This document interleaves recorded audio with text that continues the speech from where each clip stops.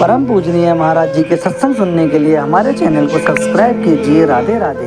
ये 13 दोष ऐसे हैं जिसके जीवन में होंगे तो उसको कभी शांति, कभी सुख, कभी ऐश्वर्य ये टिकेगा नहीं और दुर्गति निश्चित हो जाएगी। बहुत ध्यान से सुने। एक श्लोक में 6 दोष और दूसरे श्लोक में 7 दोष। उपासक को कभी इन दोषों को अपने अंदर टिकने नहीं देना चाहिए। और जो संसार के मार्ग में चल रहे हैं, अगर इन दोषों में चलेंगे तो वो जो आपके पुण्य कर्मों से ऐश्वर्य है भी वो नष्ट हो जाएगा। आप दुख, चिंता, शोक से ग्रसित होकर बड़ा दुख में जीवन व्यतीत करेंगे और आपकी गति बिगड़ जाएगी, दुर्गति हो जाएगी। विकत्थनः स्पृहायुर्मनस्वी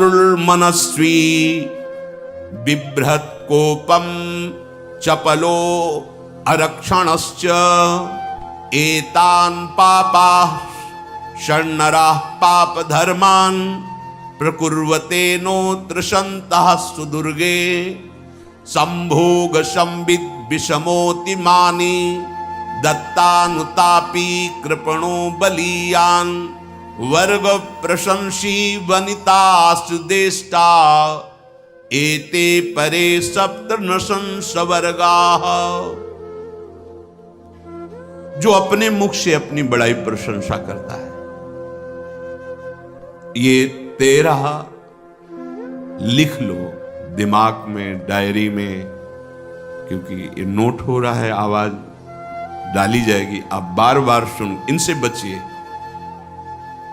अपनी बड़ाई, अपनी प्रशंसा कभी अपने मुख से नहीं करना, नहीं तो आपके पुण्य नष्ट हो जाएंगे, बुद्धि भ्रष्ट माने गिर जाएगी।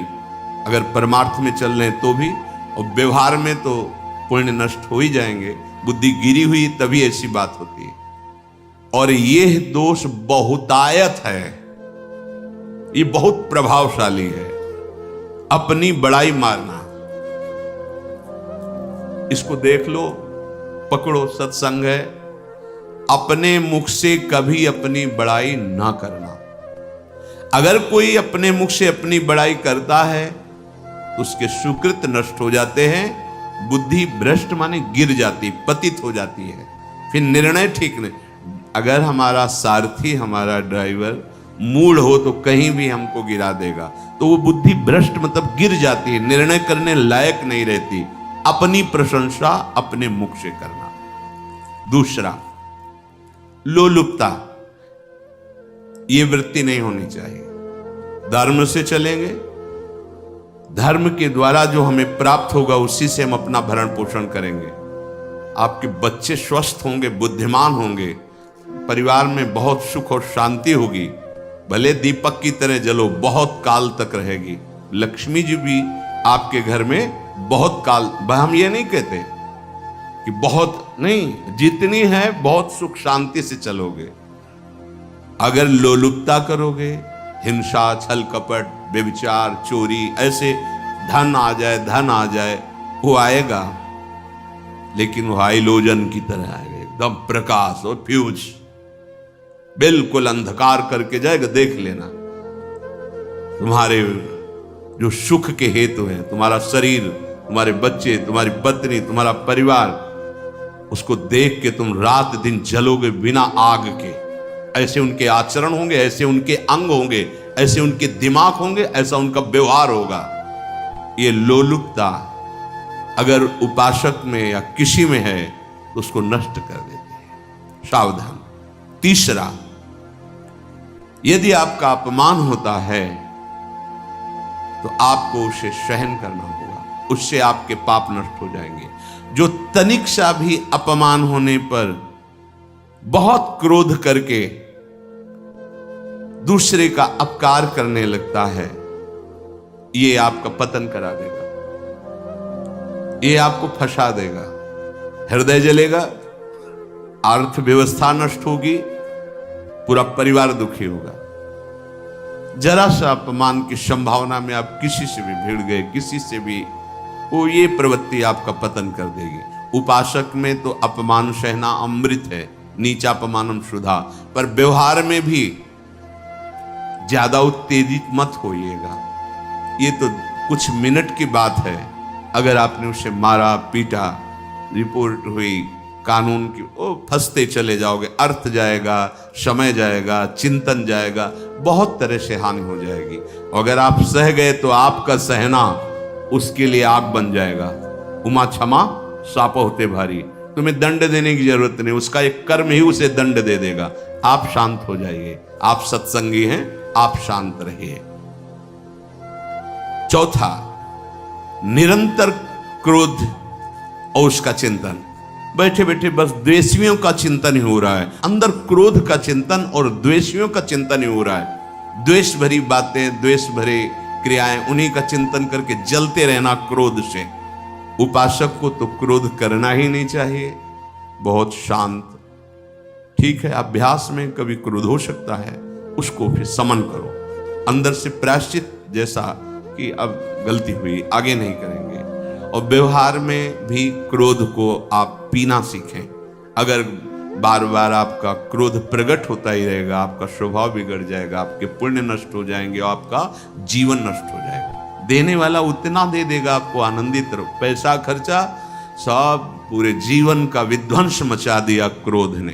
कहीं भी आप देखो, किसी से क्रोध करके देखो, फिर देखो तुम्हारा भजन चल रहा है, तुम्हारी वो आनंद वृत्ति है नहीं, जलोगे और वो जलन और गुस्सा दिलाएगी और वो बैठे बैठे जलो नहीं। ये क्रोध जो है, ये चाहे व्यवहार में हो चाहे परमार्थ में, दोनों की हानि करने वाला है।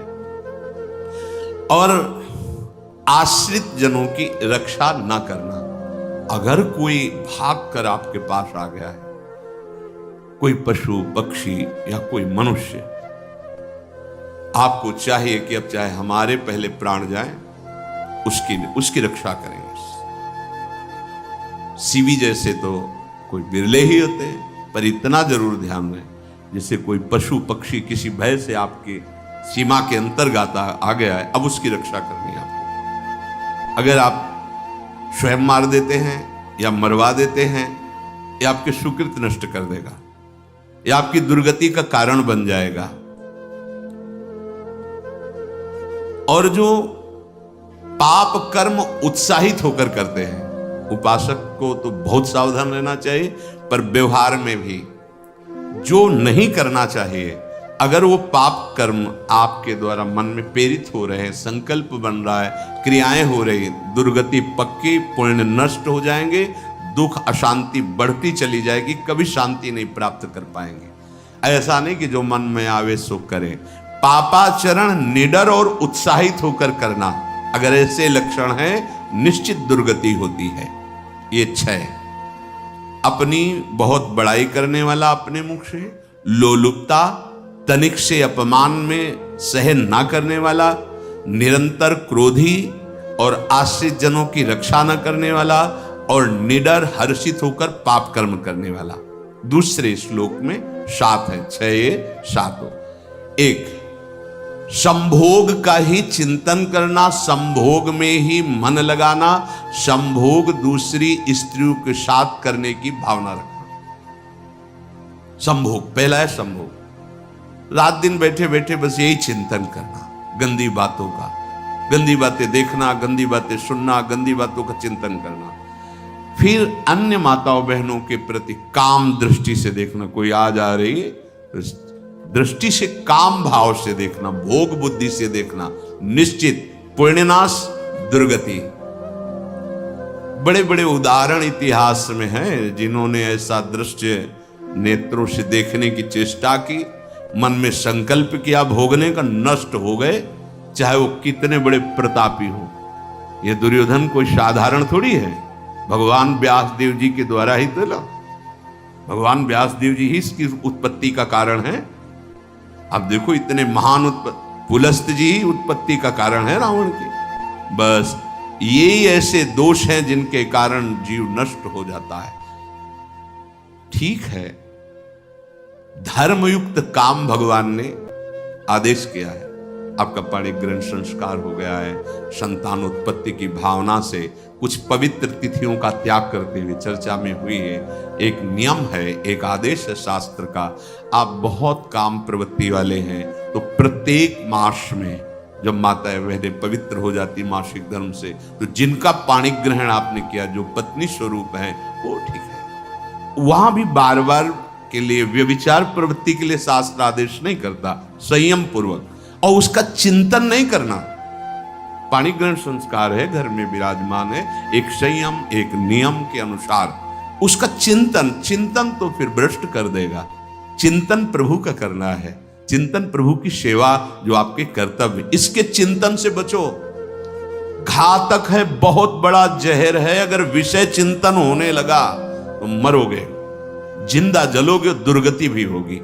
ये अंदर की जो आग है ना, कामाग्नि, ये इतनी बढ़ती चली जाएगी, तुम्हारे होश खराब हो जाएंगे कि मुझे क्या करना चाहिए, क्या नहीं करना चाहिए। कुआ मदांधो मदनातुरोमा, अंधा हो जाएगा, नहीं दिखाई देगा अनुजा तनुजा क्या है कौन है, कुछ नहीं, भ्रष्ट बुद्धि। संभोग का चिंतन नहीं। धर्मयुक्त काम आदेश है शास्त्र में। यदि आप प्रवृत्ति मार्ग में हैं तो अपनी पत्नी को जो पाणिक ग्रहण स्वीकार किया है, वहां भी पवित्र तिथियों का त्याग करते हुए, एकादशी है, रामनवमी है, नव दुर्गा है, जन्माष्टमी है, राधाष्टमी, जो पवित्र तिथियों का त्याग करते हुए और ऐसे जो मर्यादाएं हैं उसके अनुसार, और कहीं पराई स्त्री के साथ संभोग की बात निश्चित दुर्गति पक्की है। ऐसे ही माताओं के लिए है, स्त्री शरीर के लिए है। यदि वो ऐसी गलत चेष्टा तो पतिवंचक परपति रति करही, रो नरक कल्पसत परही। ये भोग चिंतन से बचने की चेष्टा कीजिए तो क्रिया से अपने आप बच जाएंगे। क्रिया के पहले चिंतन होता है, चिंतन से ही क्रिया का आवेश आता है। चिंतन संभालिए, इसी से भगवत प्राप्ति होती है, चिंतन से, और इसी से दुर्गति भी होती है। अनन्यश्चिन्तयन्तु माम, भगवान चिंतन करे मेरा करो, कर्तव्य कर्म मेरे को समर्पित करो। अब जब चिंतन संभोग का होगा तो बुद्धि भ्रष्ट हो जाएगी। ये जो राक्षसी प्रवृत्तियां सुनने को मिलती है ना, कि ऐसा हुआ, वो देखा सुना और चिंतन किए, अब इतनी राक्षसी वृत्ति आ गई कि बस अब उनमें और राक्षसों में कोई अंतर नहीं रह गया। दूसरा, विषमता रखने वाला, सबके साथ बर्ताव ऐसा कि मैं बहुत श्रेष्ठ हूं और दूसरे सब नहीं, ऐसा व्यवहार। सब भगवत स्वरूप हैं, समान व्यवहार।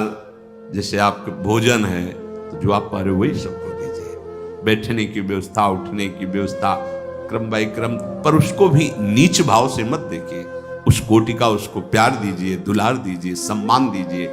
इतनी विषमता न फैलाते रहें अपने जीवन में कि आप सबके निंदा के पात्र बन जाए। विषमता नहीं, सबको प्यार। हाँ ठीक है, पुत्र का अलग प्यार है, भाई का अलग प्यार है, पिता का अलग प्यार है, पर हमारा व्यवहार प्रीति युक्त होना चाहिए, विषमता भरा नहीं होना चाहिए। अगर हमारे चित्त में विषमता ही रही तो संसार है, प्रभु नहीं है। जीत विषम संसार कीर्ति जग बिस्तर है। जो विषमता पर विजय प्राप्त कर लेता है वही भगवत प्राप्ति का अधिकार। ये विषमता बहुत बड़ी हानि है। तीसरी बात, अत्यंत मानी होना। जहां आपके प्राण कमजोर होंगे, पुण्य नष्ट होगा, आयुश्री सब नष्ट होना है, ऐसे आचरण करवाएगा गुरुजनों के साथ, महापुरुषों के साथ। ये बहुत नीच प्रवृत्ति है। अत्यंत मान प्रियता, मुझे सम्मान मिले, उत्तम प्रवृत्ति है। सबको मान देना, स्वयं अमानी रहना। चौथा, दान देने की बात कह के मुकर जाना या दान देकर पश्चाताप करना। दे दिया है, बहुत जल रहे हो, दूसरे से वार्ता कर रहे हो कि पता नहीं क्या यार बुद्धि में हो गया, हमने उसको इतना कहा था, उतना दे दिया, क्यों दे दिया, ऐसा मतलब अंदर चिंतन करना, क्यों दे दिया तो दिया। इसके बाद जो आपका जलन हो रही, पश्चाताप, सुकृत नष्ट हो रहे हैं। दान देकर पश्चाताप करना या दान देने की बात कह के मुकर जाना। जैसे आपने कह दिया आपको इतना इतना ऐसा, अब आप मुकर गए, ब्याज सहित तुम्हें देना होगा, ये तुम्हारी दुर्गति का कारण बन जाएगा। ऐसे ही नहीं बोलना चाहिए, बहुत होश से। वाणी एक अमोल है, जो कोई बोले जान, ये तराजू तौल के तब मुख बाहर आन। पांचवा, अत्यंत कृपण होना, ना परिवार को सुखी कर पा रहा, ना अपने को सुखी कर पा रहा है। एक एक सिक्का बैंक में जो मर गया।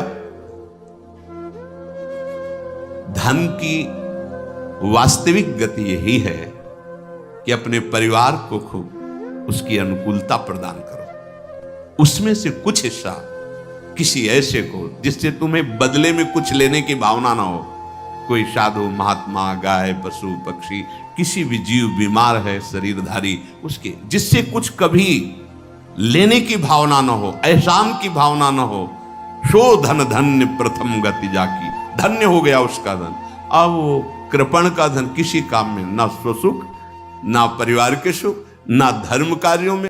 राधा वल्लभ श्री हरिवंश महाराज जी की ये वीडियो अगर आपको अच्छी लग रही है तो आप हमारे चैनल को सब्सक्राइब कर लीजिए और बेल आइकन के नोटिफिकेशन को ऑन कर लीजिए, जिससे महाराज जी की वीडियो सबसे पहले आप तक पहुंचाने में हमको आसानी होगी। राधे राधे।